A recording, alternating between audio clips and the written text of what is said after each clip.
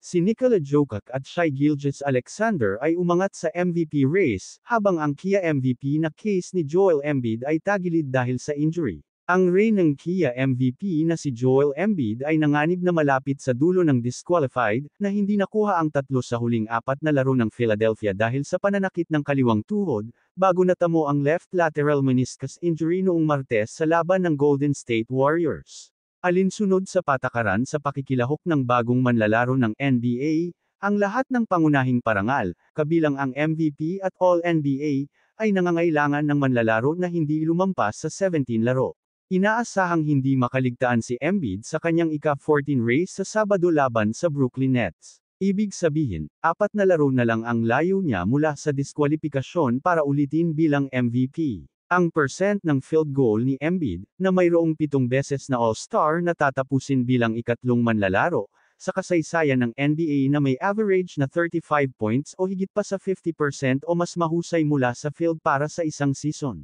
Ang Sixers ay 4-9 ngayong season na walang Embiid at nagsusumikap na magsama ng isang plano sa paggamot para sa kanya. Ang isang pinahabang timetable para sa pagbabalik ay maaaring itulak si Embiid sa listahang ito ng buo dahil sa mga kinakailangan sa paglahok ng liga. Samantala, ang guard ng Dallas Mavericks na si Kyrie Irving ay hindi nakarapat-dapat na May 21 na palampas na paligsahan, habang ang star ng Miami Heat na sina Jimmy Butler at Bam Adebayo ay naupo sa 15 at 10 na games. Ang guard naman ng Indiana Pacers na si Tyrese Haliburton ay para sa isang pwesto sa All-NBA team at 3 laro lamang ang hindi nakuha sa unang 3 buwan ng season bago natamo ang strained left hamstring na nag-sideline sa kanya ng 10 pang outings. Habang pag-uusapan naman natin si Nikola Jokic ng Denver Nuggets na nag-number 2 last week, na may season stats na 26.3 point per game, 12.1 rebound per game, 9.0 assist per games. Sinundan ni Jokic ang 26 points, 16 rebounds na pagpapakita sa panalo noong Sabado laban sa Philadelphia na may 25 points at triple-double noong Lunes para sirain ang debut ni Doc Rivers sa Bucks. Ang laro ay minarkahan ang league na best 14th triple-double na season ni Jokic. Samantala, si Shai Gilgeous-Alexander naman ay may season stats na 31.3 points per game, 5.6 rebound per games at may 6.4 assist per games na umangat din sa MVP race.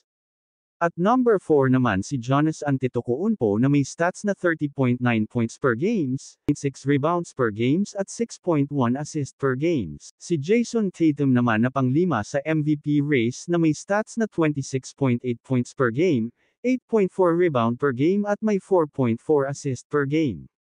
Si Tatum na may game-high na 23 points sa pagkatalo para sa isang koponan na nagsimula sa 20-0 sa home court ngunit mula noon ay natalo sila ng 3 sa huling 5 laro nila sa TD Garden.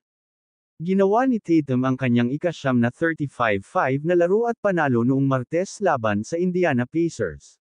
Samantala, ito ang mga 5 sa NBA MVP at All-NBA race na pang-6 si Luka Doncic ng Dallas Mavericks, Domantas Sabonis ng Sacramento Kings na pang-7, Kawhi Leonard ng Los Angeles Clippers pang-8, Kevin Durant ng Phoenix Suns pang-9 at Devin Booker ng Phoenix Suns, pang-10 sa MVP race. Yun lang, salamat at huwag kalimutan mag-subscribe at mag-follow.